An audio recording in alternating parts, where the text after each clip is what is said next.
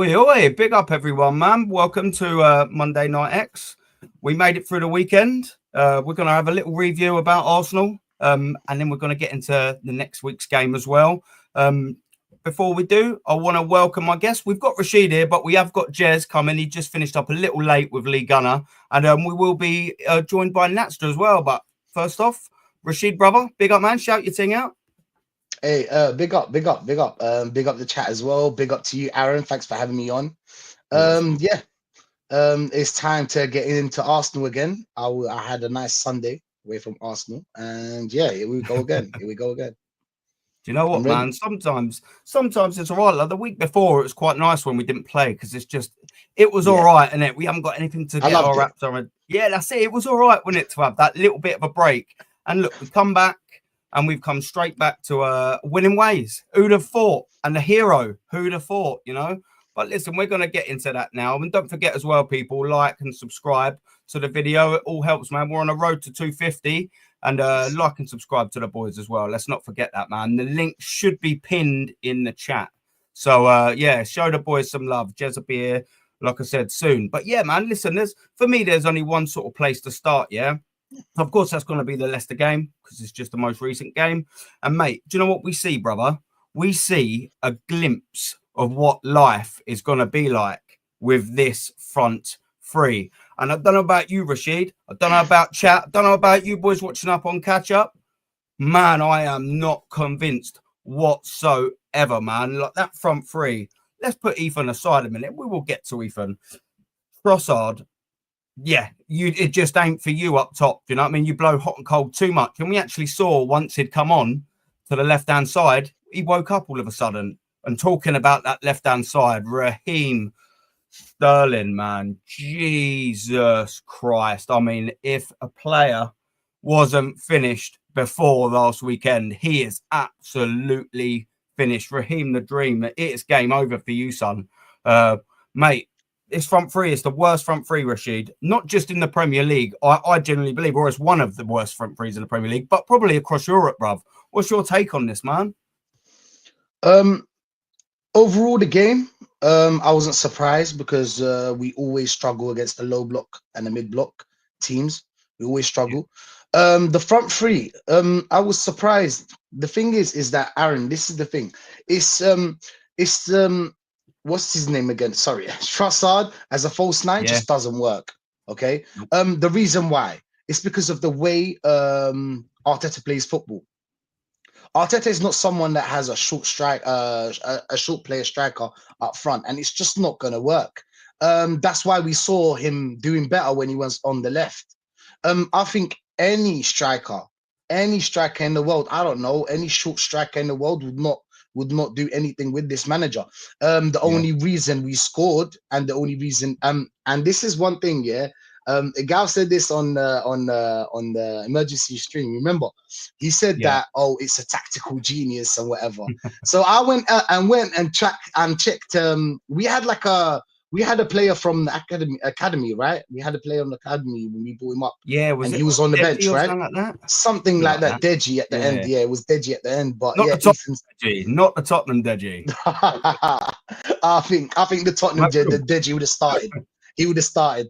Trust me, with this guy. Listen, the thing is that I went and checked him and I found out he's 5'10". I was like, oh, that's why he didn't play him. At the end of the day, Aaron, our kind of football does not suit someone that can play a false nine or is a short player. Who are you crossing the ball to? Two midgets. Let's say the cross is coming from Ethan's side, because most likely it's not going to come from Sterling's side. Sterling's over there, isolated. He's got Declan Rice right next to him in the midfield. That's technically, he's not the best.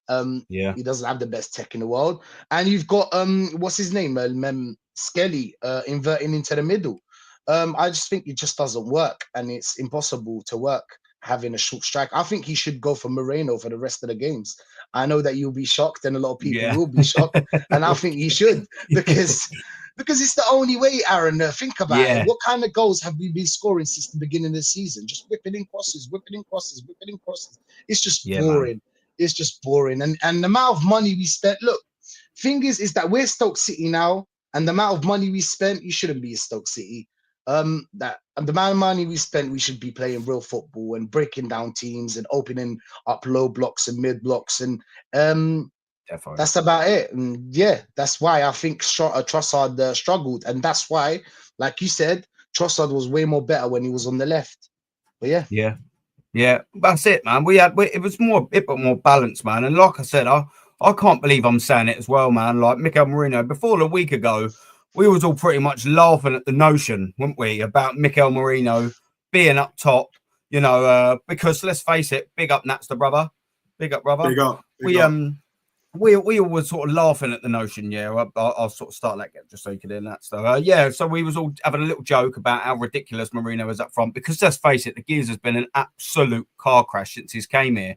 But the problem is, the benefit for Mikel Merino is that Raheem Sterling has been an even bigger car crash. Now, that geezer is probably one of the worst Arsenal signings, especially in recent times. Now, I compared it to the Willian signing, and I actually think he's even been worse than Willian. Kim Kallstrom, some people are saying, but the thing is about old Kimmy boy is in the semi-final against Wigan, he actually scored a penalty shootout, one of the goals. So he actually contributed somewhat to Arsenal, even with his bloody broken back. Raheem Sterling is an absolute farce of a player, is absolute finished. And whilst I was saying, boys, about laughing up top about Mikel Merino, right now it's a reality that would you rather Mikel Merino up top and Trossard on the left, then Sterling on the left and Trossard up top? And with the way Arteta plays, fucking yes, isn't it?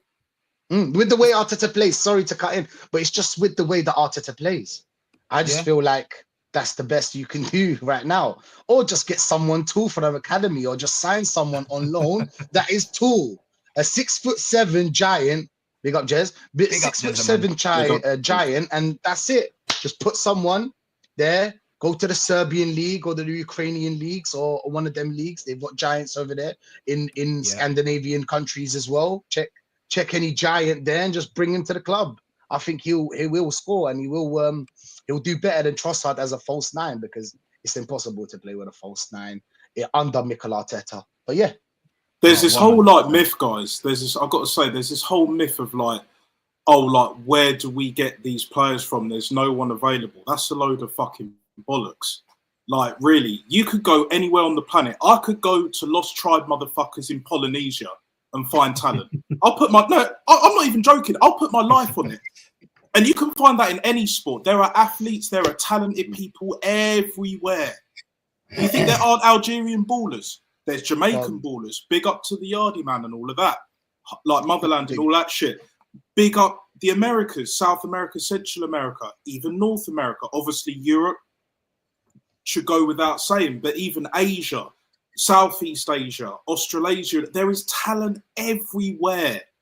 Do not be fooled by these people that are saying, there was no one available. The whole Big Daddy Wenger excuse, there was no one available, classic no one available. No.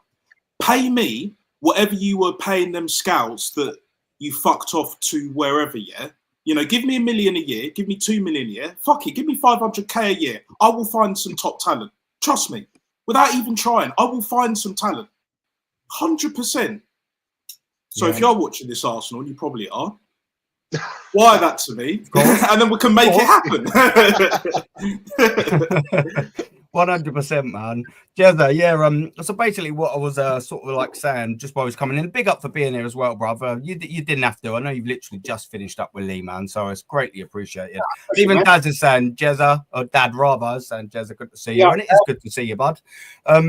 Yeah, mate, so like what I was sort of saying that just before you jumped in here, I was sort of saying about, it's almost laughable, really, that Mikel Merino was going to be our number 9 up top. But all of a sudden, we've got Raheem Sterling, who's been an absolute disaster. Would you almost now rather Merino up top to just cater for getting Sterling out of this bloody team, Jez? Always. Yeah. Guys, it's a failed project, mate. Who the hell wanted Sterling? I don't know who's to blame for that one. The guy's done. He's dusted. He's finished. Right? He can't run. He can't take on a fullback. He proved that at the weekend against Leicester. Beat him off. Right? We can't send him back to Chelsea just yet. but he needs to go back. Go and join the Chelsea pensioners. The hospital's down the road from Stamford Bridge. Get your red coat, my friend, and sod off, basically. Yeah, I'll pop Mourinho in there. Give him a go. Why not? Just give it a go. But will he do that? I don't know. But at the end of the day, with what we've got, he stepped up against a very poor Leicester team. Let's put it right. Yeah. West Ham, they're not brilliant. So just do it. Yeah. No reason not. Go on, sorry. We made a pig's ear of it, didn't we, Jez? Really, to be fair. I mean, for the vast majority of that game, 81 minutes, I think, there or thereabouts, I think, where we actually got that opener. I mean, it was how probably we all went. And I remember being on show with you and saying 1-1, because we were saying, our hearts saying a little 1-0, but our heads sort of saying 1-0, purely because, we've sort of been watching Arsenal all season. And it's not been fantastic, has it? It's been a very, very, very ugly watch for the vast majority of the season. But do you know what? I mean, it was what we expected, and we got the job sort of done.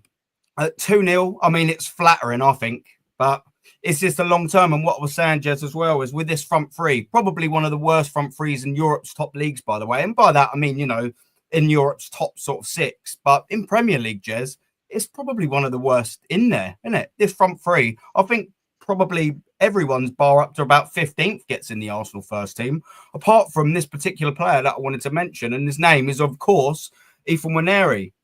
I mean, he's got man of the match performance, 2 shots, he hit the bar.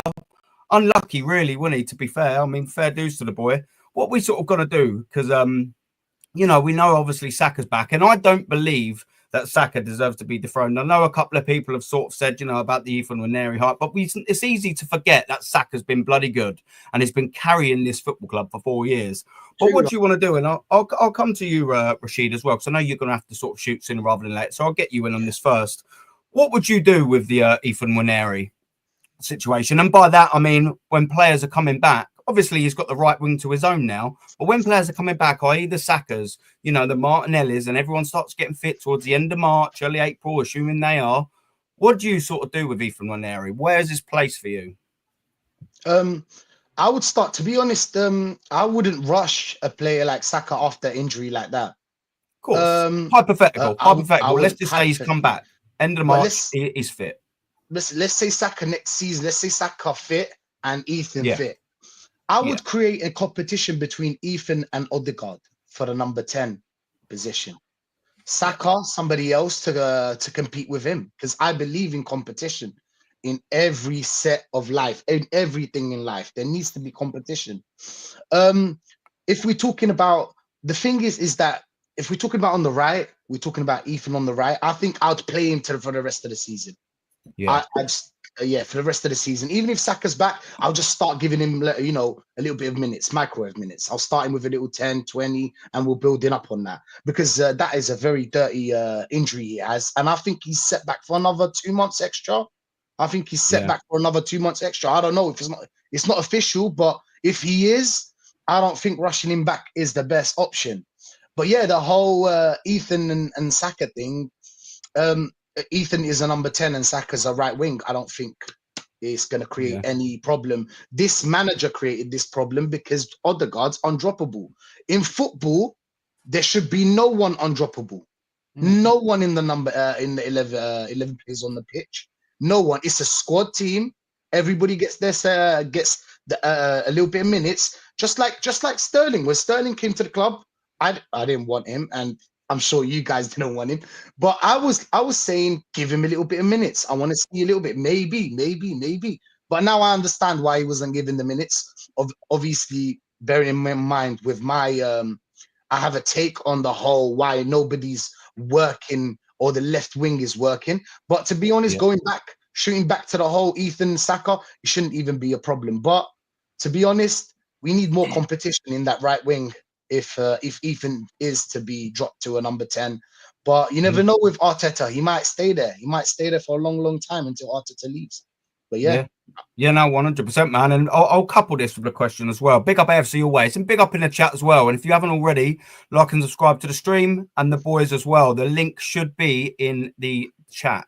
So pin. So make sure you do that, boys. But yeah, AFC everywhere is saying question to the panel, and I'll come in with an answer to this.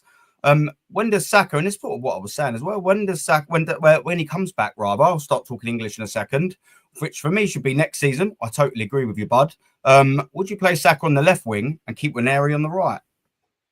No. That stuff. No. I'll let you go. No. Or Jazzy, either of you. Yeah, either other. I think it's an option, but I wouldn't rely on it, because the problem is whenever we have something good that pops up, so like Merino on the weekend, I predicted a draw, and it was definitely looking to go that way. Like I predicted like a 1-1, because I thought we'd score at least one, but I thought they would do enough to get one, but they didn't. They were that fucking bad. But anyway, but we keep relying on these. Oh, if something works well in the moment, then we'll keep that. We'll like push that to the side and shit like that, and then like save it for a rainy day, like the cheap and cheerful kind of option. And I'm just tired of that shit. Can it work? Yeah. Yes, in certain games, but really and truly, and I refer to what you were saying earlier when I just came into the stream, right? The whole Merino playing up front. He's better than, well, what we have available right now, which again is the manager's fault. I mean, we've even got Calafiore, who's an option up front. That's how dire. That is how dire we are. But I'd rather play him up front. I'd rather play Calafiore up front than at centre back or left back. Either way. But to answer AFC's question, I wouldn't rely on it, because I want to see when Saka comes back next season, I want to see him and Ethan playing. But again, you got Wodegaard, Mr. Undroppable. But the only time I've seen him taken out the squad, and again, I say those words precisely, like taken out of the squad, because this manager will do whatever it takes to protect his PR merchant. This PR machine, and if you have a merchant in there, you have to protect it. You know, he did that with Zinchenko, and then he stopped being one of his PR like soldiers and all of that. So now he's holding bench anyway. And in the midfield, I don't mind Zinchenko in the midfield, but when was the last time this manager solely played him in either as a number 10 or as like a left 8, you know, centre mid, whatever? You know, we haven't seen it. I haven't seen it. So basically, I want to see Ethan playing as often as possible. I wouldn't overplay him, but at the same time, do we really have many other alternatives? Because my personal belief is if you're that good, you have to play pretty much every single game, unless obviously, you know, as Wenger used to say back in the day, you're in the red zone. Then obviously you take him out and all of that, give him like a game's rest or two, like a week's rest if need be, maybe a little bit longer. But we know this manager, we know Lego Head ain't going to do that. But yeah, Sterling is done. And then Trossard, I just think personally, he just doesn't give a shit. He clocked out ages ago. I've said this before. He clocked out ages ago. A lot of these other players have clocked out ages ago. You know, simple things we expect of, you know, the best young coach, the best manager in world football. I haven't seen it. I've failed to see it thus far. And even as close as we've come, as close as we've got to like winning the league and that, guys, we ain't even got close to winning the Champions League. And to be honest, for me, this season, that's his best chance of winning a trophy now. It's the Champions League. If he finds a way to shithouse it, I'll hold my hands up. You know, Egal and all the rest of the other tippity top gooners don't need to tell me shit. If he wins the Champions League, he can stay another year in my book. But that's the only remit, because it's something that we've never done before. Our European record is trash. So if he delivers on that front, I'll give him another year. But anything else, like, you know, when we were in the League Cup, when we were in the FA Cup, albeit for 5 minutes, you know, obviously the league, he's tried and failed multiple times. Let's just say, for argument's sake, like Liverpool absolutely collapse, injuries or not, and then we find a way to claw our way back, not just into the title race, but we finally get over the line this season. For me personally, I know others, like, for example, Leah said, like, just bring me a trophy, can stay another year or two. That's fair enough. But for me personally, if he wins the league, I'll be like, do you know what, mate? You finally got it over the line. Now piss off. Give it to someone else who is proper, elite, and take this club to where it needs to be. Because for me, with Arteta, it's Europe or bust. It's literally Europe or bust. And I've been saying that for a while. Period. Yeah. Yeah, 100%. Yeah.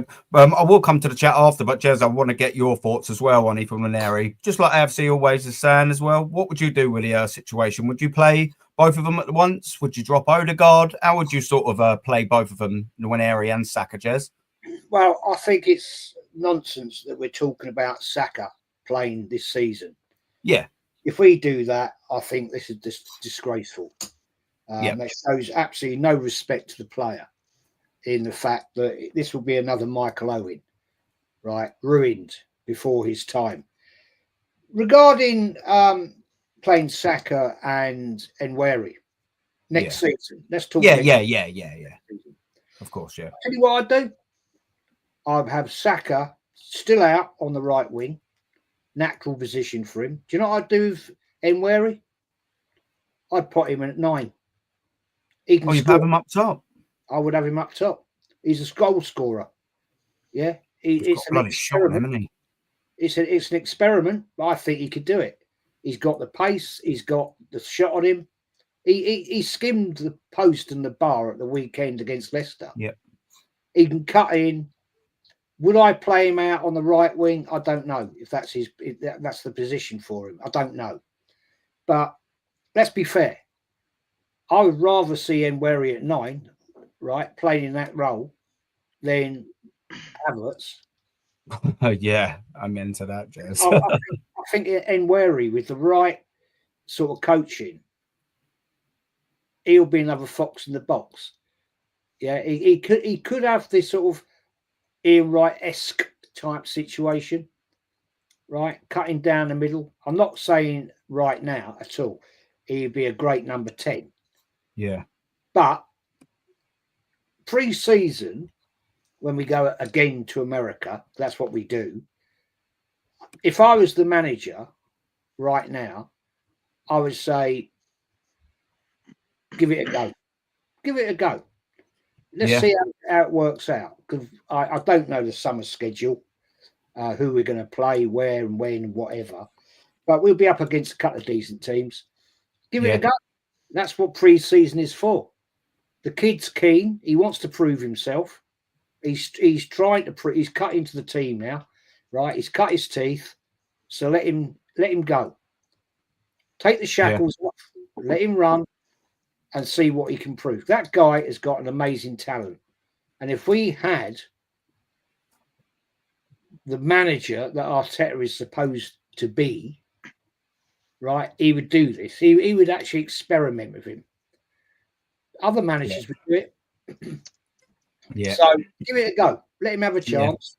If it don't work out on that position, then you've still got him and play him somewhere else. The boy has got talent. Same as Skelly, right? The lad has got some pure talent in him. Right? Was he 17? 17, Skelly? Yeah, just turned really, yeah. You know, come on.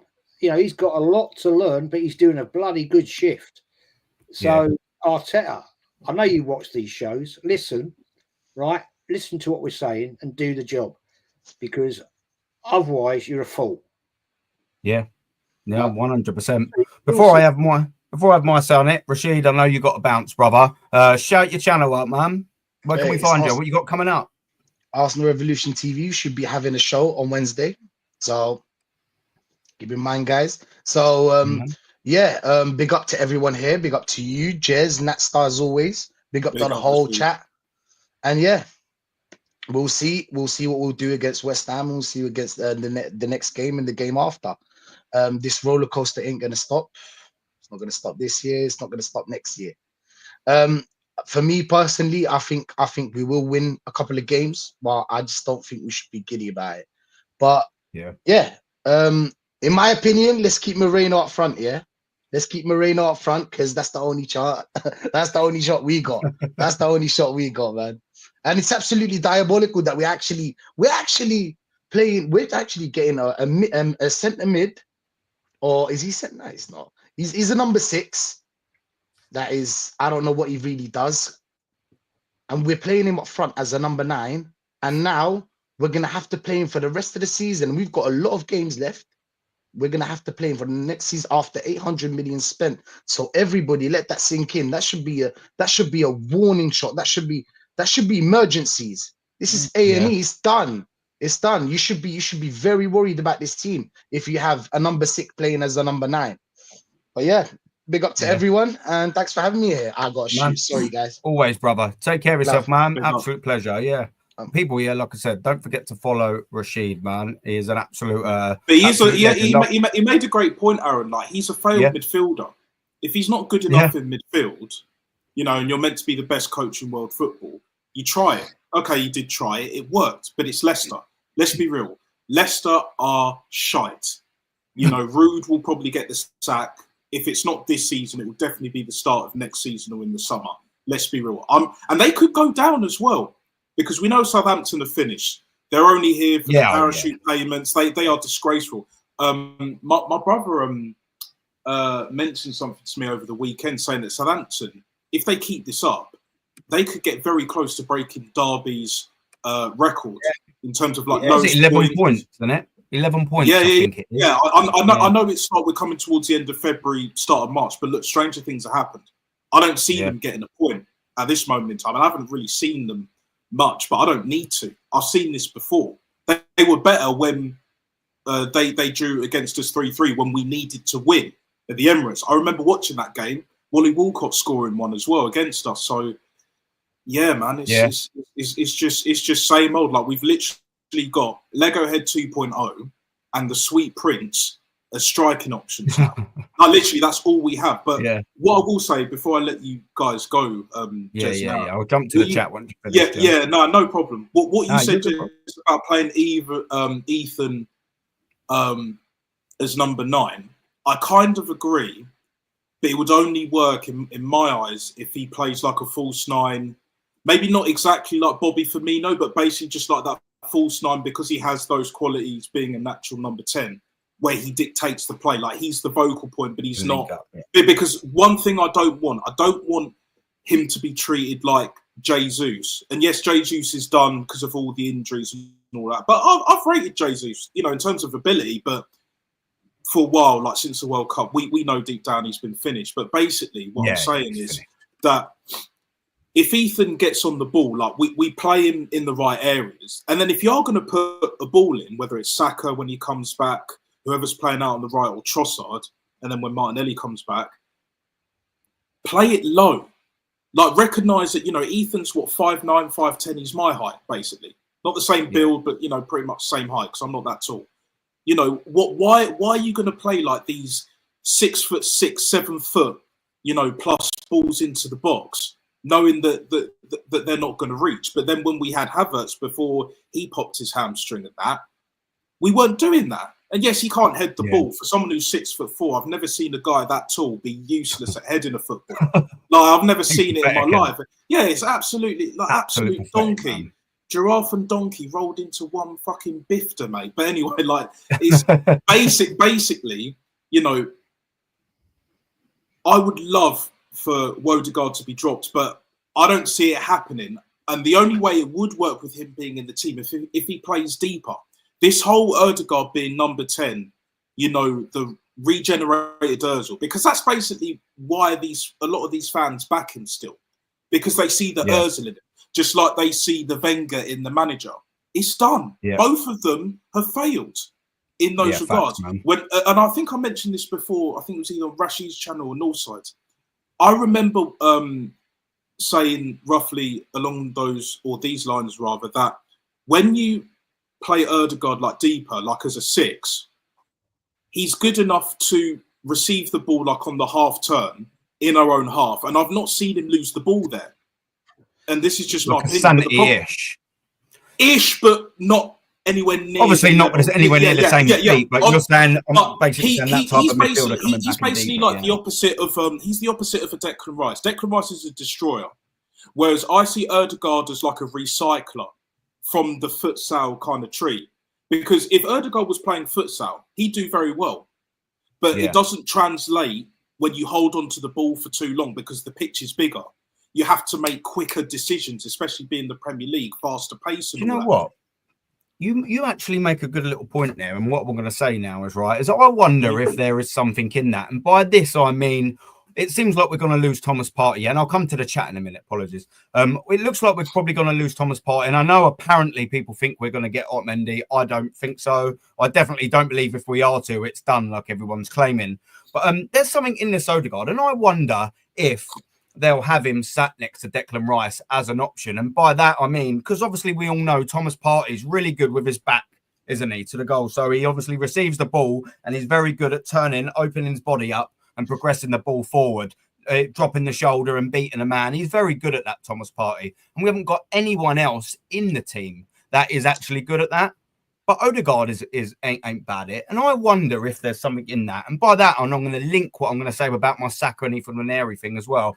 Because, yes, I do actually agree also with Jez. I think there's a very good call for him playing with as a number 9. I think that is definitely a shout, and I'll get back to that. But what I mean as well is I would like to actually see us go back to a 4-2-3-1. And then I think that it would sort of work as in the Declan Rice being your absolute destroyer, your holding 6, which I believe is his best position. And then an Odegaard, because let's face it, you can see with the stats for the last 2 years. I know 3 years ago he scored 15 goals and got double assists, blah, blah, blah. But he hasn't bloody done it for about 18, 19, 20 months now. He hasn't done anything in this. I think he's got 3 assists and 1 goal in the Premier League. That is not bloody good enough. He's played 18 odd games. That's not good enough. I wonder if there is a natural bit of regression in there to have your Declan Rice and an Odegaard there. Maybe not all the time, but just as an option. And then for me, and this is what I'm going to say moving forward, have your Bukayo Saka on that right-hand side, whoever, Martinelli, let's just say on that left-hand side, and Ethan Nwaneri in the centre. That's how I would go for that. I'd probably play him as number 10, a cam, instead of having this 4-3-3 formation. And that's why I'm swapping the formation, is because, all right, you could put Ethan Nwaneri at that attacking 8 on that right-hand side, but it's not really central. You know, Odegaard's never really centre of the pitch, is he? Hence why I'd have my formation change.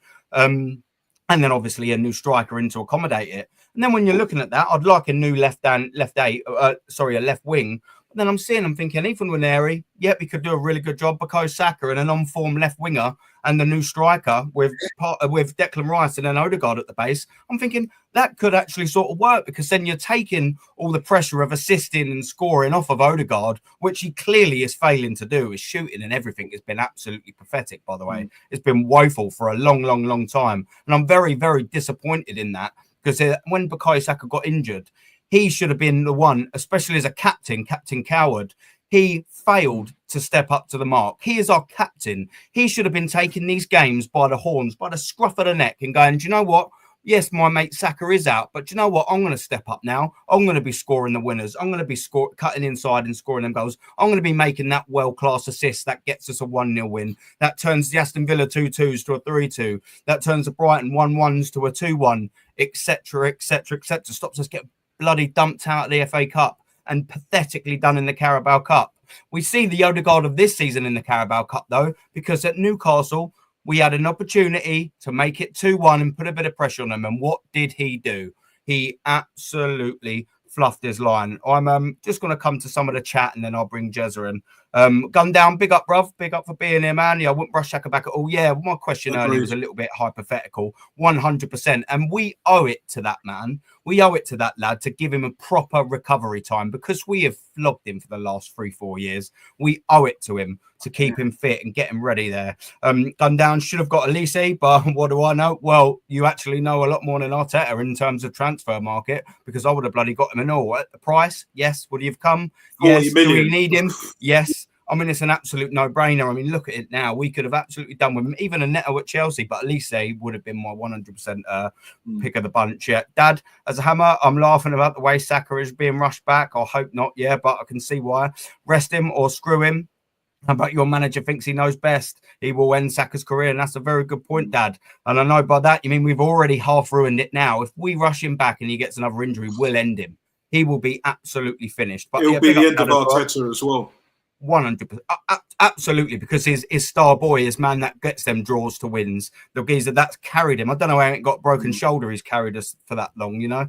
Vic, big up. Good to see you back in the chat, man. gun down as well. I'm not just saying, yeah, at least Ethan's not scared to shoot. And that's another fantastic point. Yeah, and I'll give Jez a lot of credit for that. I didn't think about the number 9, but he's a bloody good finisher, Ethan Nwaneri. Let's get it absolutely right. And he could do a job there. But do you know what, Jez? The problem that I have with that, and I actually think you're 100% right, we've seen with this manager that with it in case of Martinelli, we all know what he done under Unai Emery. Didn't he score in like 10 games or something like that playing as a striker? And just Mikel won't have it. So the problem is what I absolutely agree with Jez. He probably could do a fantastic job at number 9, Jez. But the problem is, mate, this manager will not try it there. Why? Because he's clueless. Because he's narcissistic. He thinks he knows right, doesn't he, mate? And he won't do that. He won't do what's best for the football club because he believes he knows better. He's an absolute disgrace, mate. FC always, big up as well to you, bro. Sorry, I skipped over your thing there. Did you see the pictures of Havertz in hospital with a leg brace? Oh, pathetic. Leicester have the second worst defence in the Premier League, and I know it took us Mikel Merino, our new saviour, R9 to stop there. Stranger Things, 5, face failure, brother. Jez nearly said what I said about Saka. We also saw Owen's career in the same way. Yeah, exactly right. And Jez has said that, I think, on countless sort of shows over the last week or so, 2 weeks. It's exactly right. The parallels are frightening, really, and we'll flog that geezer. I'll just take a couple more, and then I want to ask Jez a question. So I spoke to my work colleague, Southampton season ticket holder today. He is bringing it that they could end up with the record number of low points in Prem history. Yeah, I'm sure it's Derby with 11, that, mate. And big up Luke as well, bro. Yeah. It was, wasn't it? It was. What was the Scottish geezer that they had up front as a striker? He used to play for Rangers. I mean, he might have been played for. I can't think what his name is. But it's not McFadden, is it? Or was he at Everton at the time? James was it James McFadden? Or was he at Everton? No, it weren't McFadden. No. Was it Naismith? Was it Naismith? Was it Naismith? No. Not him. No, I'll know the name when I get it, man. But big up, Si, and it's 49ers as well, by the way. And I'm all good, Luca. Big up, man. Big up for being here. Jezza, man. I've been waiting there patiently. Sorry to keep this so long. Right. I want to move sort of to this West Ham game, yeah. And obviously we know in sort of 4 days we'll be playing them. And I'll also be doing a live with Dad people. So make sure you have a little tune in for that. Yeah, I've done the old thumbnail. I quite enjoyed doing that. He sent me a photo today. I was quite happy with that. But Jez, I mean, aside look from the fact that it's a North London derby, and it's still relevant, yeah. It's another opportunity, possibly, to put pressure on Liverpool. I mean, they've got Manchester City at the weekend. We all know the league. It's almost a virtual uncertainty. I don't think we're going to win it. But it's another opportunity to just put some sort of pressure because they'll have Aston Villa on away from home at some stage this week. Hopefully they do get a bad result from that. If they was to say, draw that, and I know it's all hypothetical, blah, blah, blah, or if they was to have a little draw or a bad result midweek, and then we sort of made up more points by beating West Ham United, and then they messed it up, are we sort of knocking on the doors or something there? Or just like me, Jez, do you think Arsenal will just fuck it all up themselves, my man? Well, let's put it right. Yeah. West Ham come to the Emirates, and they've done us a couple of times recently. Yeah. So yeah, at the moment, West Ham aren't really on the money. Let's be fair. Yeah. I expect to win. I expect Arsenal to win at least 2-0. If we pop the team out in the way that we should, and if this our manager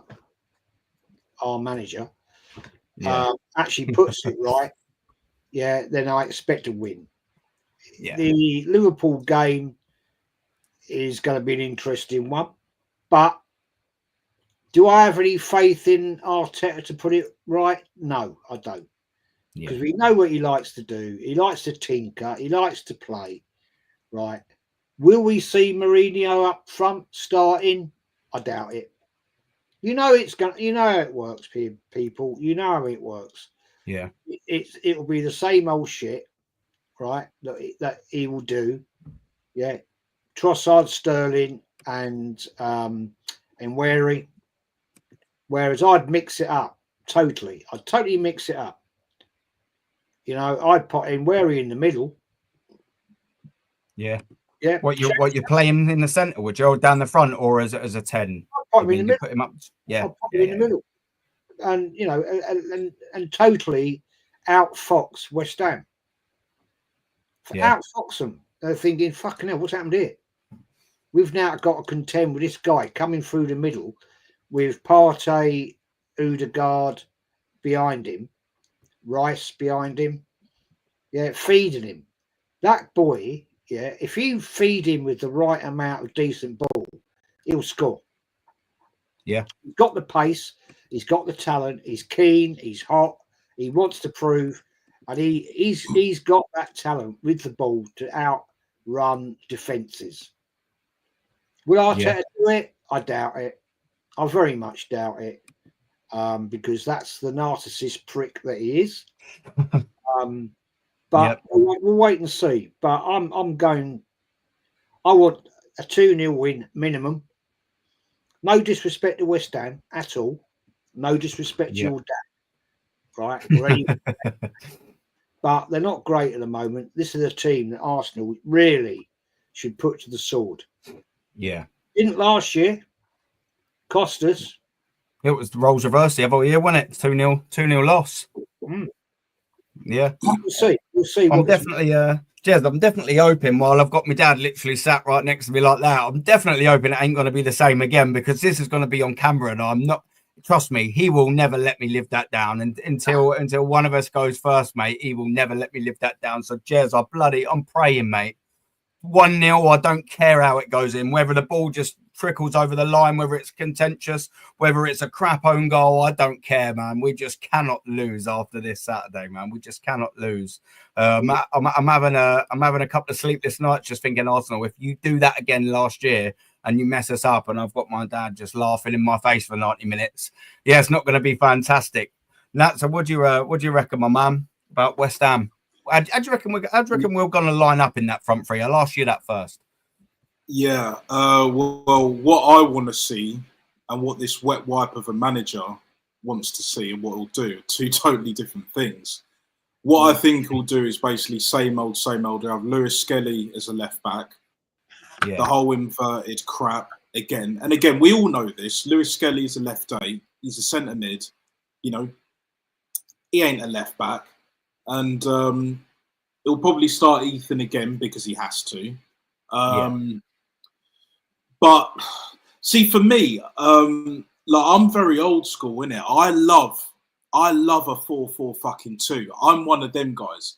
But the problem is, like, in this day and age, and for a while anyway, like, it's not been that viable unless you have the right personnel, which we, especially with the injuries, are lacking. But when we did have most of our players fit, a 4-4-2 could definitely work. Plus, with certain additions like a Gyökeres or even a Morata, you know, what's that other guy that was playing in the Spanish league?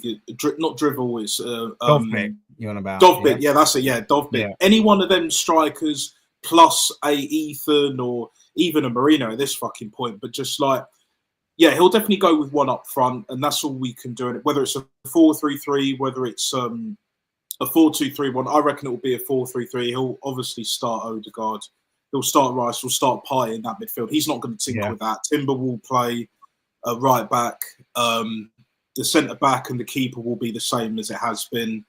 And then I think he'll put. I think he'll put Trossard on the left, on the right. I have a feeling that I would love to see Ethan up front, and then, you know, as much as I don't want Sterling to play, he's going to play him because we ain't really got any other option. But I'd rather Sterling on the right, because on the left, like, it's just you'd still have him in the team, though, Sterling. Yeah, look, I wouldn't personally, but what other options do we have? Because if we have Ethan on the right, would you trust Sterling up front, right here, right? I don't trust Sterling on the bench. I don't even trust him on the bench, mate. Like, that's how literally. I wouldn't trust him to run my fucking. Yeah, I wouldn't trust him to run my fucking bath, mate. Like a lot of these players and staff at this football club, and obviously the hierarchy goes without saying. He can't do anything, mate. Honestly, I've seen better runs in my pants after a chicken foul, mate. The geezer's absolutely useless. Honestly, absolutely useless. 100%. But this is what we've got, guys. This is what the only way I would take Sterling out and thinking, well, this manager might risk it, is if he actually starts Mourinho up front and puts Ethan on the left. Oh, sorry, on the right, and then you have Trossard on the left. I wouldn't mind that, considering. I wouldn't mind that. But we know he's going to start Sterling. He'll just probably move him on the right, put Ethan as a false 9 or up top, either way, and then put Trossard on the left. Or he might put Ethan at the left and Trossard up front, because he's played Trossard up front before. So either one of them two, I reckon, will be the play. Now, in terms of the result, this will be a harder game than Leicester, without a shadow of a doubt, because they're better defensively than Leicester. They're better going forward. And if we exactly. So if we concede them chances like we did last weekend in this game, like, it's going to be probably a West Ham repeat of last season, or even an Aston Villa 2.0, where we need to win, you know, because Liverpool dropped points against Everton. They beat Wolves. I saw that game. And if Wolves were better, much better, they could have not only got a draw out of that, a point out of that, they could have probably won the game, because Liverpool weren't that good, because they're starting to feel the pressure now.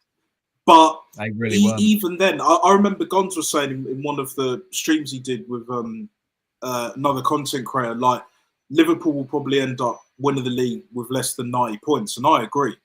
But the only way... I was there. I can't think who said that, but yeah. Yeah, the only way, like, where we win the league is we'll win it with less than 90. Whoever wins this league, regardless, will win it with less than 90 points. Because everyone's so inconsistent. Chelsea have fallen off because his manager has just... He's just tanked, innit? Like, set the bar so low. FA Cup, don't worry about it. You know, like, we got next year, you know, and obviously they're in the Conference League. It's just an absolute shambles. And then with us, it's just like, well, can we get a run together? And then, you know, wait for Martinelli to get back. You know, obviously we've got Havertz out for the rest of the season. Saka's out for the rest of the season. And then it's just, well, Marino, Calafiore up front as a second choice striker, because I ain't playing him at centre back. You got Zinchenko rotting on the bench. You got Kieran Tierney that will play minuscule minutes, you know, just for show. Just like you know, Arteta's probably thinking, well, if I do win this league, at least I give, you know, Tierney, you know, the fan, or was the fan favourite or whatever, so long ago now, his Premier League medal. That's what he's thinking. That's why he's making them 80, 89, 90 minute Kieran Tierney subs. Don't think I don't know what you're doing, mate. I know exactly what this manager's doing. Yeah. But mate, ultimately, I just can't see us winning more than 1-0. But don't be surprised if we get another draw. I just got the wrong game. Do you know what I'm saying? And we could even lose it if we played like we did, you know, last week. So we'll just have to. I think we'll have enough to do it like 1-0, and it'll be a stinky game. But that's just how I see it. No, I agree with you. And how funny is it as well that Mikel Arteta's summer signings in Calafiore, Mourinho, a left back and a left 8, CDM, however you want to call Mourinho, will all end up probably playing as striker. Who'd have thought that? Yeah. That'd have been his 2 striker signings, wouldn't it? Who'd have thought that? But listen, I'm going to come to this comment from AFC Always, and it's a point as well. So if we were to make up any gap, Liverpool's next 3 games is where it's at, and by that I mean Aston Villa away, Manchester City away, and of course Newcastle at home. But AFC brings up a fantastic point that we all know. We all know it. In the last 12 Premier League games, Arsenal have caught up a whooping 2 points on Liverpool. And this is the issue, man. Like, it isn't just whether Liverpool drop points, it's whether Arsenal can carry on winning games, and there lies the biggest problem with Arsenal. You know, we've been patchy. We haven't won, I think, we haven't lost, or I think it's about 15 games. But the problem is, and I don't know the exact stat, probably should have had a look, but there's been a lot of bloody draws in there. They haven't been all wins. There has been a lot. It probably wouldn't surprise me if at that 15, probably 7 of them were draws. It really wouldn't. And that's what kills you in these Premier League title races. Just going to come to a couple of more of the chats. Luca Talks Ball, big up, brother. We're out title race. Don't forget, West Ham will be one of the teams to break down there. They will be defensively hard defensive, and they'll play a low block 100%. And the only reason why we can't beat low blocks is because Bukayo Saka's injured. He's the only player that is a match winner, 100%. Liverpool will not lose. Yeah, that's the problem. Yeah, and possibly City. Yeah, that's the sort of real issue. But I'm sort of saying, if there was to be sort of anywhere, it sort of has to be there, really. And Luca goes on to say, West Ham at home, I think we'll win 2-1. I don't think we'll score more than 2 goals, personally. I'm sort of with Jez that I think we should be winning about 2-0. I'm sort of sat there, but it wouldn't surprise me if we did concede just the odd sort of shit, because we've been doing that. Even with our good defence, we've been conceding silly goals. And he goes, Raya, Timber, Saliba, Gabriel, Skelly, Party, Rice, Odegaard, Trossard, and Ethan and Sterling. Wow, you're going with Sterling, man. I'm quite surprised at that. FC always, again, individual brilliance. One, I'll take the FA Cup, and that was all Aubameyang, and yes, it bloody was. Arteta should be thanking Aubameyang for the last trophy. Yeah, he'll win. Oh, listen, but he won't. He won't. That's the thing. Like, because Aubameyang's going to write that fucking memoir, autobiography, whatever book he's got coming out, or interview. Yeah, all will be revealed, and Kieran Tierney will do the same thing as well. Trust me. Once that NDA is up, it's open season. It's open season on Lego Head. I'm telling you, mate. A lot of these fans will get a rude awakening from what goes on inside, what I call inside the den. And I'm not talking fucking Millwall, bruv. Like, I'm talking inside that pit of despair that we've been in for years, mate. So, I'm just sitting back, chilling, mate, and just waiting for all of this to blow over and all of that, like unfolding that. You know what I mean? So.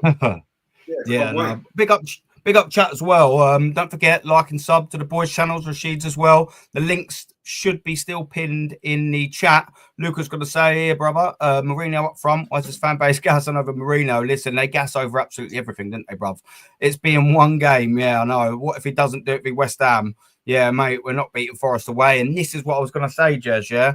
Because and Liverpool obviously will win all 3. That's what he reckons. And you wouldn't be sort of too surprised. And that's sort of what I was going to say. I said about Liverpool's run, Jez. We've got Nottingham Forest away, which is going to be very tricky. We've got Manchester United away, which should be, in theory, quite an easy one. And then we've got Chelsea at home. What do you sort of see us getting out of that run? Because that's the point I was going to allude to. It's not really Liverpool losing that mess that I'm really worried about. It's definitely Arsenal, isn't it, mate? Well, let's Nottingham Forest away is going to be tricky. Yeah, they're on form. All right, they lost recently, but that's a glitch. They've got it pretty much sussed. Man United, Old Trafford, we know how it works. We know how it works up there. We won the league there. Fair enough, got that. That was years ago. They are shit. How the hell did we lose to them in the FA Cup? I don't get it. I don't understand it. Disaster. They are rubbish. But that is Man United. You know, Man United, Arsenal, it's always a battle. Yeah, they'll step up for the game. You know that. So I wouldn't predict that just yet. Yeah. But we've got Chelsea home. I think we'll comfortably win that. They're shit at the moment. But the fact remains is, and this is the point I've been saying, right? If we get another major injury in our midfield, which is possible, we've got to play these players each week. We ain't got no one else. Then we are absolutely effed. Simple. We're done. And, it's not going to be pretty because we know how Partey can get injured. Rice has been injured. Odegaard has been injured. Who knows? Who knows? Did you see it, the game at the weekend? One of our players was given a painkiller. Oh, no, I didn't notice that. Just after the second half. Oh, wow. Yeah, no, I didn't see that. Yeah, it's Odegaard. Given a painkiller or a tablet of some form. So obviously there's something not right there. Yeah. And this is the thin ice we are on. I said at the start of the season with that squad when we started, we are 2 injuries, major injuries away from capitulation. You did, and we got 5. Yeah, and one of them would have naturally been Saka, wouldn't it? You know, that's the last one you wanted injured, wouldn't it? If you got 5, you'd take 5 other any other players bar Saka, maybe Saliba as well, but Saka, he's your match winner, isn't he, Jez? But people do not accept, right? You know, I was on Early Doors last night, and there's a nice guy in there, Arsenal fan. Yeah, Arteta in. Yeah, and he couldn't answer one of the questions I asked him. Couldn't answer them because all these people are in fucking denial. Right there, they're all ostriches. They've got their heads in the sand. Yeah, they don't realise what is happening here. What is this fascination with this manager? I don't know. That's a story for another day. But at the end of the day, we are that close to capitulation. Yeah. Right. So Nat's wing of that close. We lose another player. And whose fault is it, Jez? Whose fault is it? Arteta. Yeah. It's the manager. I don't understand what more has to happen to stop these Arteta fans, the Arteta-inners, whatever you want to call them. I don't get what more has to happen for these lot to just finally realise he's no good. Because that summer, and I'll say this over and over and over again, was the most pivotal summer window this football club has had in recent times. And by that, I mean, we had a fantastic opportunity to catch Manchester City. And obviously now inevitably Liverpool, but hindsight, And what did we do? We go out and buy another bloody left back, probably about our 5th, or probably about our 7th that we've chose to sign and play there in the last 5 years, which is mad in its own. And we go and buy Mikel Merino. Now, we bought Kai Havertz as a midfielder as well. There's 65. Add Vieira to that. There's 100. Add Merino to that. There's about 135 there. And none of them are any good. Calafiore is the centre-back, playing him at left-back. Now we'll probably use him at least once, maybe twice, up front. But again, these Arteta lovers, I've said it before. They're plugged in to the Arteta matrix, bruv. It's everyone else's fault by him. That's a cult, bruv. There is no other explanation. It's a cult. I'm not going to say Egal is the leader or any other, the Rory Talks bollocks of this world or whatever. But they're the head kind of, more so Rory and a few others than that. They're more so the minions, isn't it? Arteta's got minions. Plenty of minions, that will defend him to the hilt. Even when it's as clear as day that this wet wipe is not good enough, never been good enough, because he's a rookie. So whenever they could say to me, any one of them, even Egal, respectfully, like, I don't have an issue with Egal personally, he seems all right, but he's delusional. It is what it is. But if he asked me and just was like, you know what, Natstar? Like, Arteta's done this, he's done that, we've progressed, most points, goals, especially in the 22-23 season. I'll just be like, okay. So what are you telling me? Like, he's overachieved? Of course he's fucking overachieved. He's a rookie manager. That's why they did it. Because no one can turn around and say, oh, he hasn't exceeded all of our expectations. Well, of course he is, because he's a rookie manager. That's why they did it. It's done by design. Like a lot of things in this world. But again, that's another conversation I'll probably have on my channel at some point, like further down the line, coming soon. I'll keep you guys posted. I will keep you guys posted either way. But 100%. But basically, that's what it is, bro. Like, it's the cult of Mikel Arteta. It's the cult of Lego Head. That's what I call it. And they can't see the bigger picture. And if they can, then they're in complete and utter denial. Like, they want to be absolutely concrete sure of capitulation failure. Because they're looking at us saying, well, we're calling it early, but we're saying it too early. No, We have all these injuries. We're going to get more injuries. And I agree with Jez. We're 1 or 2 even more major injuries away. And I'd say more defence than even midfield, although midfield would be dire as well. But let's say Gabriel gets injured. Saliba gets injured. Either one of the two or both. Yeah. We've got Kivior, Calafiore, a centre-back who we don't really rate at all. Then, you know, if David Raya somehow has a mystery injury, we've got Neto in the net. That's even worse. Yeah.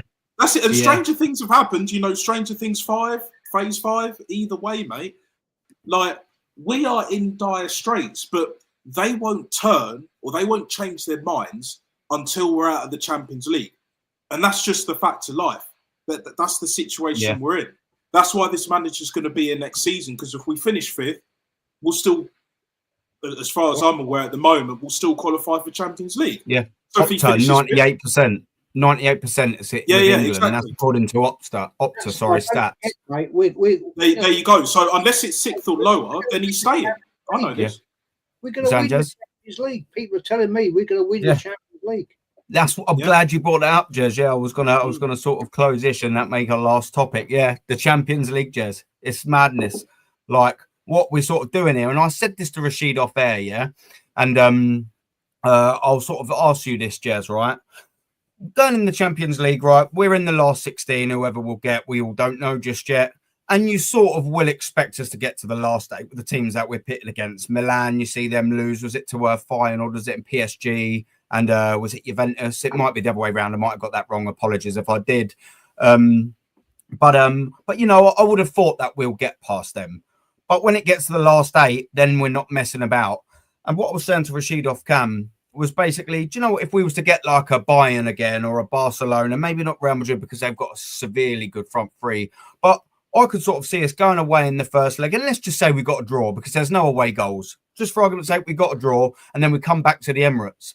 My real problem with this football team, stay progressing forward in that competition, wouldn't be a defensive masterclass because I believe that we've got one in us. We can sneak the place out and do something. But the problem with that is, and I'm going to reference Thierry Henry at the Bernabeu, when that one opportunity presents itself and we need, we need to score here. Do you trust Raheem Sterling to score it? No. Do you trust Trossard to score it? No. Aston Villa says that wire. Do you trust, maybe even Neri? Yeah, you probably trust him more. But the point that I'm sort of going to make is, Jez, is when that opportunity presents itself, we're going to fluff it up. And that's why we will not progress in that Champions League or get any further. Because whilst we've got that in us, the striking, we're not going to do it, are we, Jez? It's just as simple as that.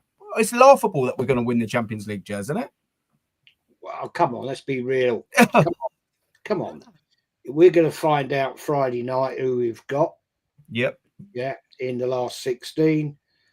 You can't rely. I mean, let's be fair. You cannot rely on an 18-year-old Enweri to lead the goal scoring at the age of 18 in the Champions League. Come on. Let's be fair. Let's be honest. Yeah. And this is what I don't get from people. They live in pipe dreams. Yeah. And, I've seen people say, well, we've got Marino now. Right. He had a great game the other day against a very poor Leicester team, scored 2 good goals. I'm not knocking it. Yeah. I'd start him against West Ham on Saturday. But we know he won't because he'll go back to Sterling, Trossard, and Enweri. Yeah. Now, I'm sorry, if I was a manager of any ilk, I'd be saying, right, fair play. I start Marino left, Trossard, I put Enweri in the middle, mix it up. But this manager doesn't seem to have this brain enabling him to do that. Why not actually go 4-4-2 and just have Marino and Enweri up front? Go the old inventor of the WM system, Herbert Chapman, go that way. Play the wing backs as you used to do. Yeah. Right? Like when we had Emery with Tierney, overlapping. Yep. Ben White overlapping. Yeah, the old WM system. It worked. This guy, this manager, doesn't seem to want to play that sort of formation. Against West Ham, this coming weekend, I'd go 4-4-2.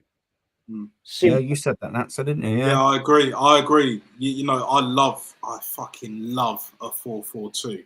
And people think that you can't play it these days.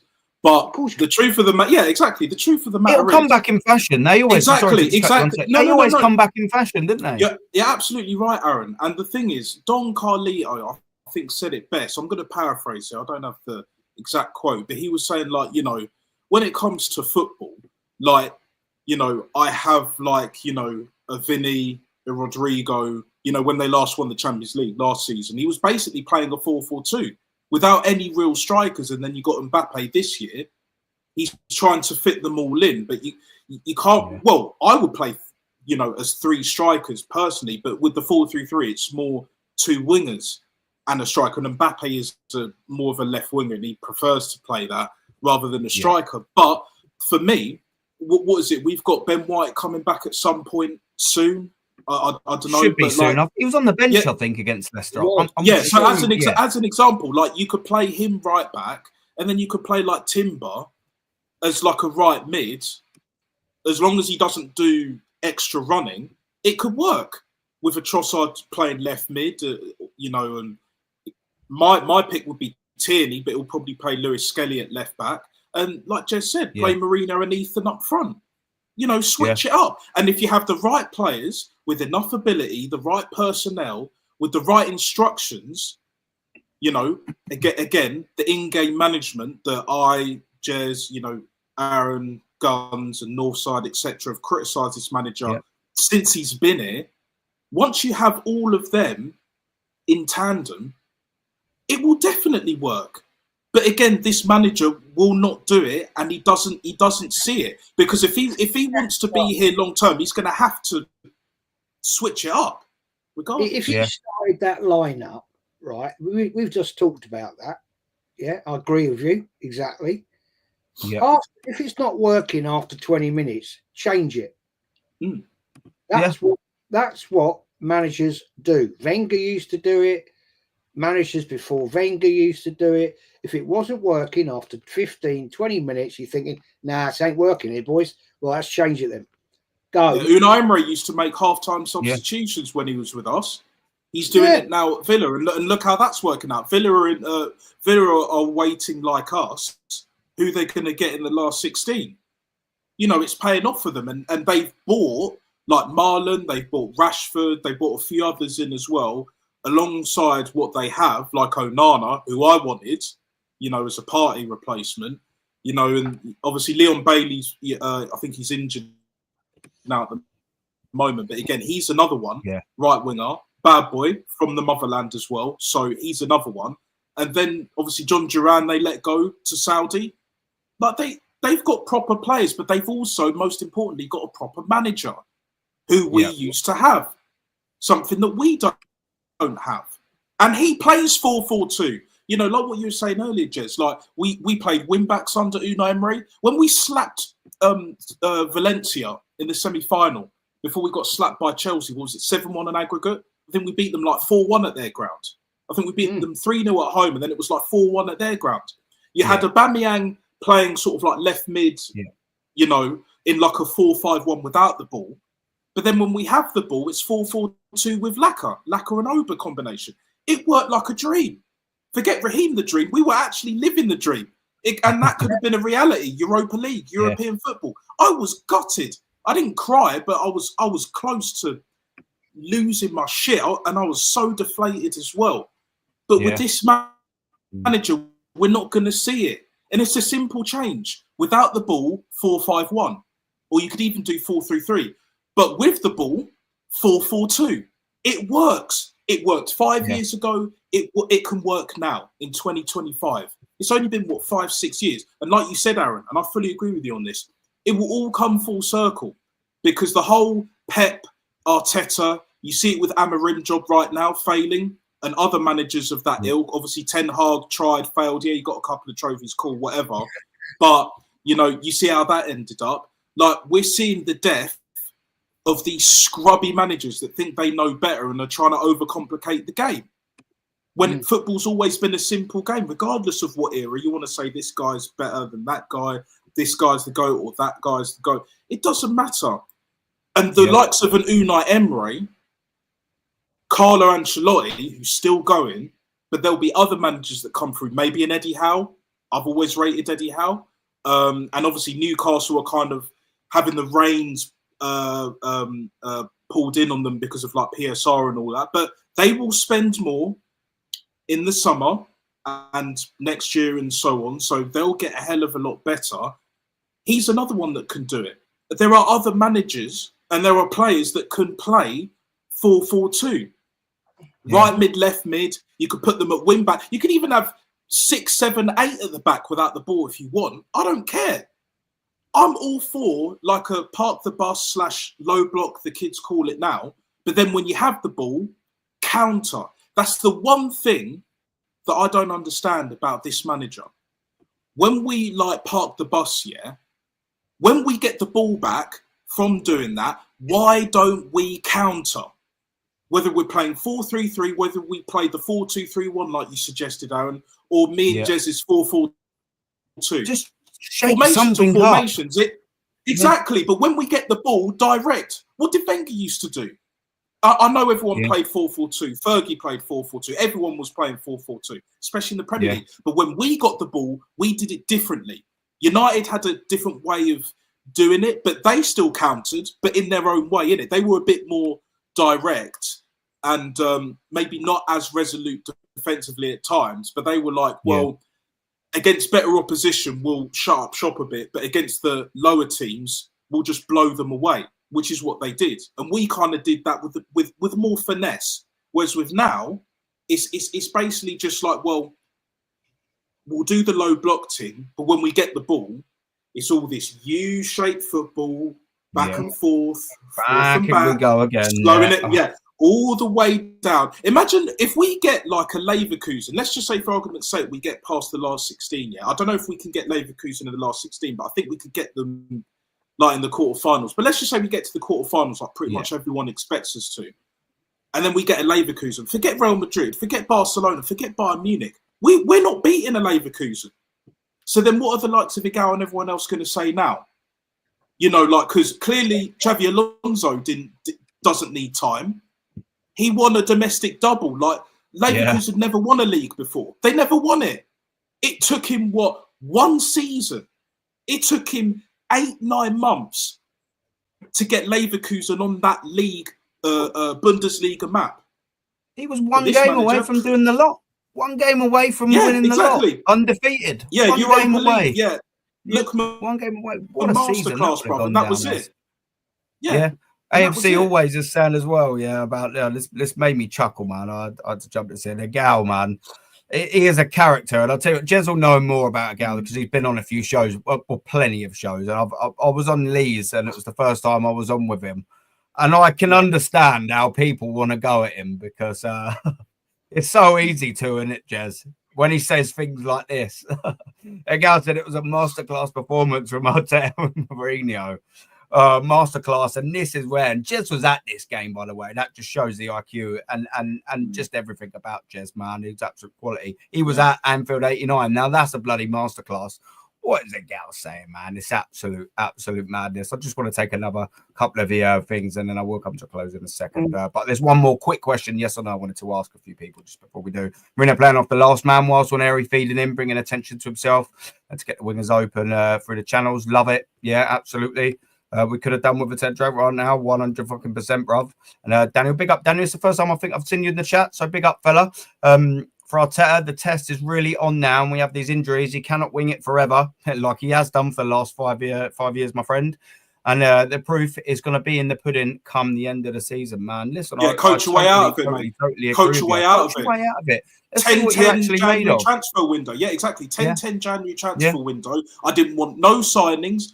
I finally got what I fucking wanted. And Jez, you're the same, Aaron and everyone else. Like, we got what we wanted. So now, Lego Head, you have to deliver. You can't wing it for the rest of the season and for the rest of your managerial career. He has to work with what he's got. And I think personally, you know, and this is just my opinion, before you close out, because I know you want to ask me some yes or no questions, I will say this one thing. I reckon it wasn't Josh that stopped Arteta from getting another signing or two in January. I believe it was the board. Because correct me if I'm wrong, Jez, one thing I know about this board, once we spend way too much money, and yes, we're making money, you know, the £183 million profit with all areas of the football club, but even the board were just like, do you know what? This is too much. This is way too much. We've got more than we need to make top four. You ain't spending any more. And this is a problem. Like when Arteta goes either way, the next manager ain't going to get shit. Again, you know, he'll be Unai Emery and then some. But we'll just have to see now. I actually would go the other way with that. Go on, mate. I actually would sit here and say to you, right, Arteta had Champions League money. They gave him the money. Right? And I would say it was actually Josh. Let's forget Stan. He's not really in the picture anymore. Yeah. I reckon if we were behind the scenes, I reckon it's Josh Kroenke, right, talking with Arteta and Edu and said, well, you've just earned 125 million from Champions League last year. I'm talking last year. Yeah. That's what you got. Go spend it. That's your money, and you ain't getting fuck all else. Now go prove yourself. Right. So it now comes on, right? We bought shit, right? We now come to January, and I totally agree with you, Natstar, on this one. Arteta has probably gone to the board and said, well, we need to strengthen here, we need to strengthen there. And they've gone, no. Go with what you got. You ain't having no more money. This is what you've brought on yourself. You've now got to go and prove yourself. I honestly believe that. I honestly believe that. Yep. And I think that's a great decision from the board, because I wouldn't trust that guy with 1 pence. Yeah. To be honest with you. He's had this is it. Yeah. So he's had his day. And I think, honestly, the likes of Lord Harris and all that lot on the board have said, well, you've had all this money, mate, and what have you done? Yeah. Well, it's fact. I don't know. Josh Kroenke, he pretty much owns the fucking club, right? I reckon his dad has said, like, this is yours. This is yours. Oh, he's your little plaything, innit? Yeah. He's a shit owner. But that's your little toy, innit? Well, yeah, like your little like chew toy and all that. But look, I give credit where credit's due. For once, the board did the right thing. But on the flip side, it's too late. You should have made that decision like 2-3 seasons ago, maybe even before that. You know, obviously, it would be nice for them to appoint a proper fucking manager in the first place. But since he's here, if they'd have stopped him spending, let's say, another 400 million as an example. So in the end, he spent 300 up to like 400, like 350 million. Do you know what I'm saying? Yeah. And then the board stepped in, you know, the Harrises and everyone else on there. And there was just like, nah, we've given you more than enough. That's more than enough to get us to top 4 or to get into top 5. Yeah. This sums it up. When I was on Early Doors channel last night, there's a fellow on there, nice guy, really nice guy, little couple of 3 years younger than me, right? Arsenal fan. And I straight away, after about 5 minutes, I said, are you an Arteta inner? And he went, yeah. I said, why? And he went, well, because he's a good manager. I said, well, what's he done? What's he won? What's he brought to the party? And this guy, I'm not dissing him. He was a nice man, very nice man. And we had a debate, right? But the problem is, he could not answer one of my questions.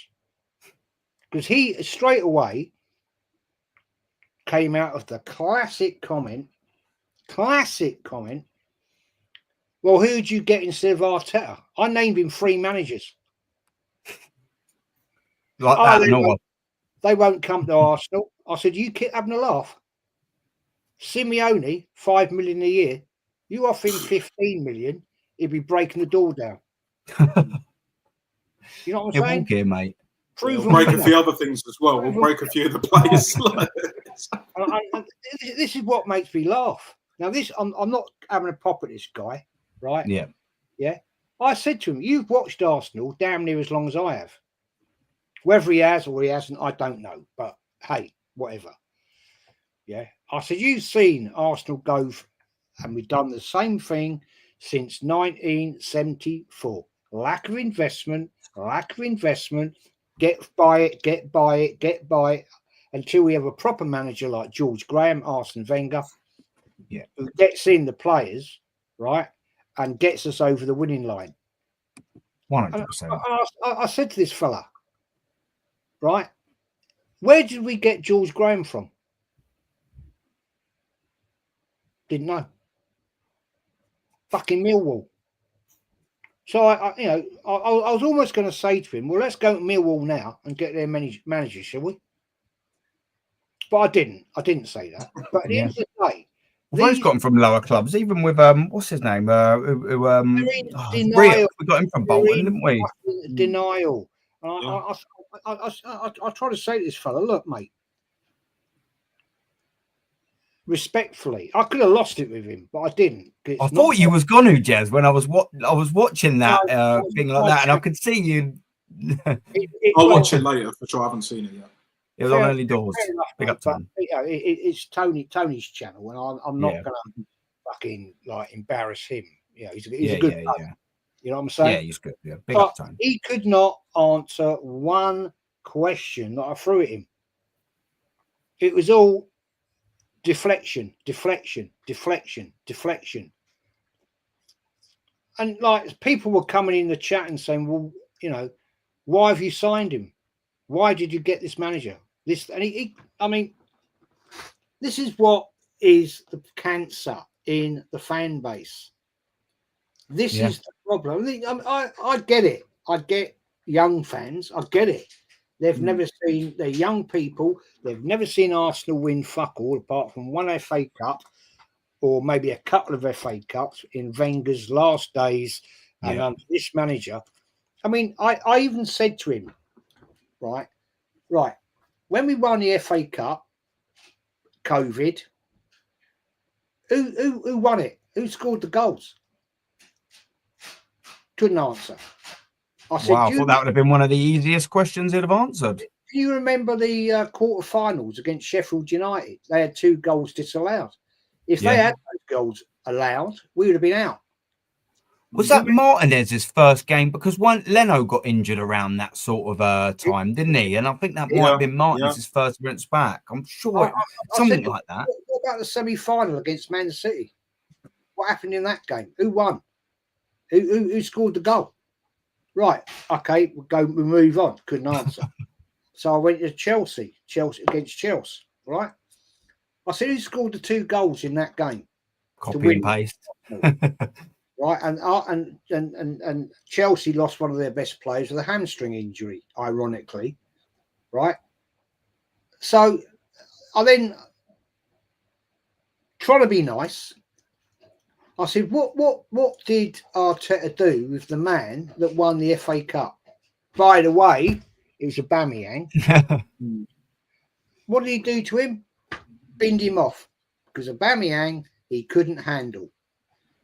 Because Aubameyang, madness, isn't it? like, fuck you, Arteta. Disgrace. I would have thought that would have been one of the easiest questions you'd have ever have to answer, wouldn't it? Especially considering he's an Arteta, isn't he? You'd have thought he'd have at least known who scored the goals in the semis. An old head as well, respectfully, an old head. Aaron, the question is, he couldn't answer me how long he'd been an Arsenal fan. Really? That's the point. When I said to him, I've been supporting since '67, right? I remember the being at Wembley for the double when we won the league, the FA Cup, and I named all the players. I rattled them off. Right? He couldn't answer. He didn't know. I don't think that guy's been supporting Arsenal more than 10 years. Probably 5 years, coincidentally, innit? Yeah, you know it as well. Yeah, it's probably Arteta, innit? History, man. Yeah, that's not good, man. And that's not long history, is it? That's very, very, very recent. I consider that very basic history, if I'm being totally honest with you.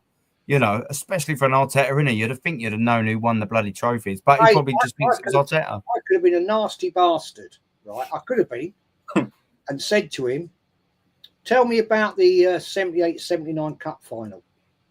Tell me about it. You obviously you were there. Yeah, you tell me about the game. Front row. That guy, a new arsehole, easy.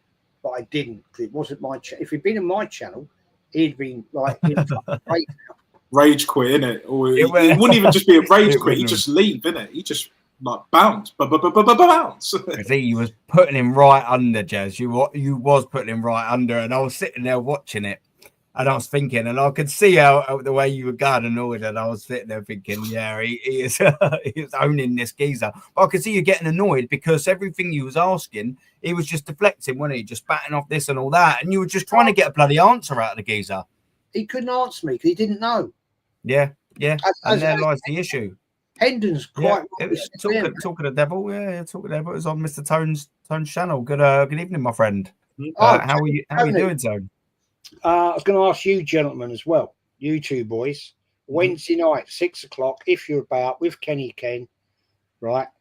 I can't do the Defenders show, the Great Defenders, because I'm a man down this week with DJ. He's had other things to deal with this week. So if you want to jump on 6 o'clock on Wednesday night, I'm going to drag on early doors, if I can. Oh, lovely. I need a West Ham fan. So, there you go, mate. You can bring your dad on if you bring your dad.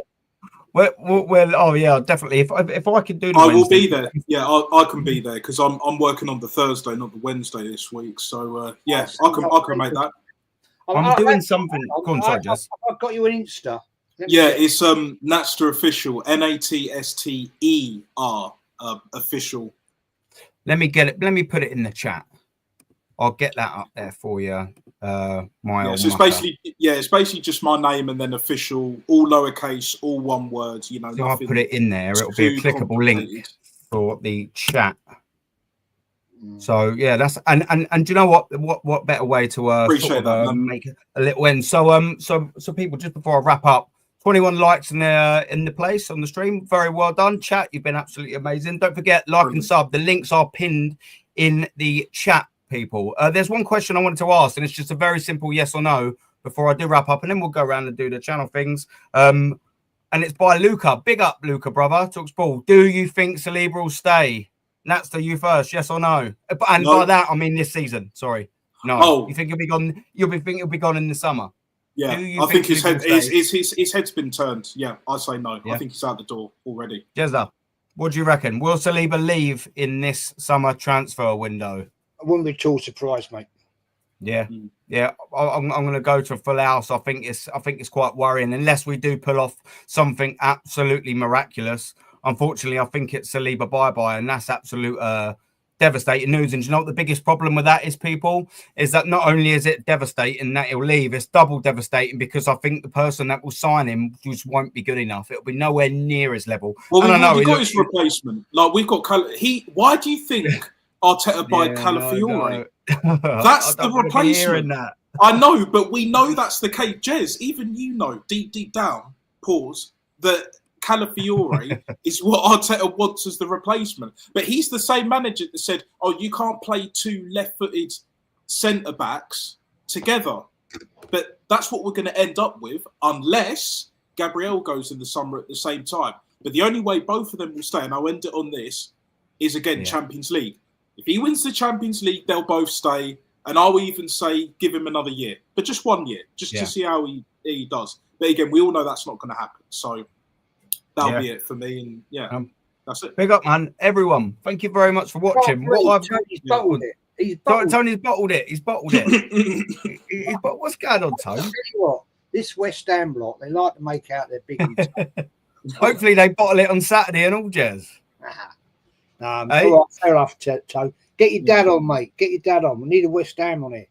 If I can make that, I will. So what we've got coming up, people, on the show, and again, thank you very much for liking and doing your thing and subscribing. On Friday, I've got a call-in show, Call It Out call-in show. I will be doing regularly on a Fridays now. It'll be Friday evenings, probably around 8 o'clock, give or take a couple of hours. And then on Saturday, me and my old man will be doing a live watch-along. If you don't already know, he's a West Ham fan, so he won't be online. He'll be sat right next to me, arm in arm, and we will be watching the West Ham game, so make sure you don't forget that. At some stage this week, I will be going on E20 Zone with James, absolute cracking geezer. I'm sure you all know him already. We'll be talking Arsenal, West Ham. And if I can make that Wednesday, Jez, I will absolutely come on. It'd be my pleasure. I love coming on your show and talking to you boys, and I love talking to Kenny Ken and every guest that you have on. It's absolutely fantastic show there. So, yeah, we've got quite a lot coming up this week. Jez, what have you got coming up, my brother?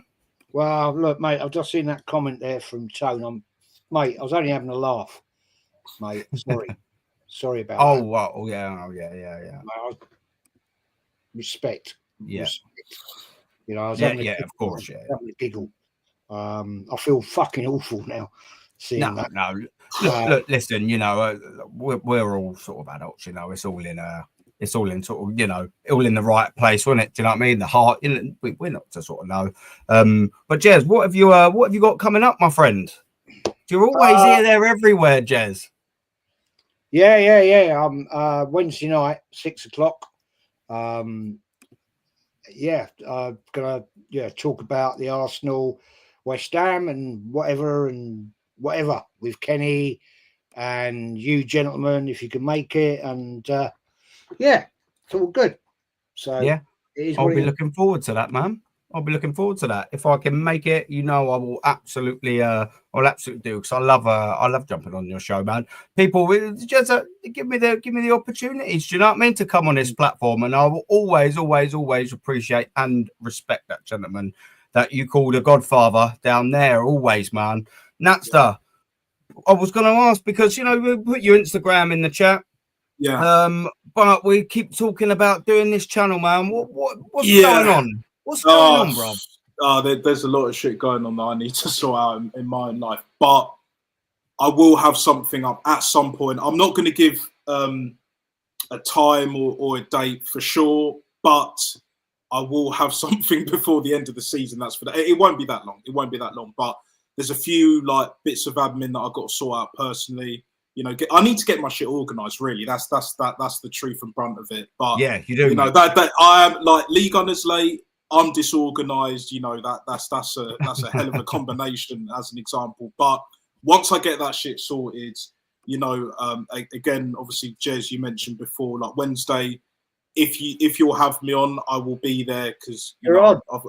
And Friday as well, and obviously I'll be watching the watch along as well on the Saturday, Aaron. So I'll always be around. So at least I'm consistently around. But yeah, in terms of my own shit, once I get myself organised, then I'll be up and running, and then just kicking off and, you know, talking about what's coming next, you know, in terms of Arsenal, maybe some, you know, transfer links. You know, I talked about the scouting earlier, so I've really got to get my thinking cap on and all of that, like see what talent is out there around the world, you know, Polynesia and everywhere else. But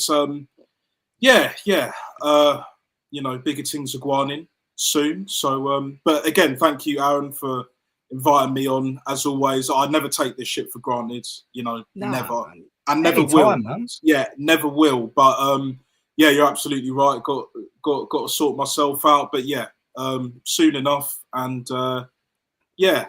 box of tissues. Oh wow. Yeah. Big up. I'll keep a man for me, old man. Yeah. I'll check out that video on your channel, Early Doors, later as well, because I need to see that, because I haven't seen that. Yeah, if you're not already, give a like and subscribe. It does. 100%. Yeah, 100%. You know, I can't keep count.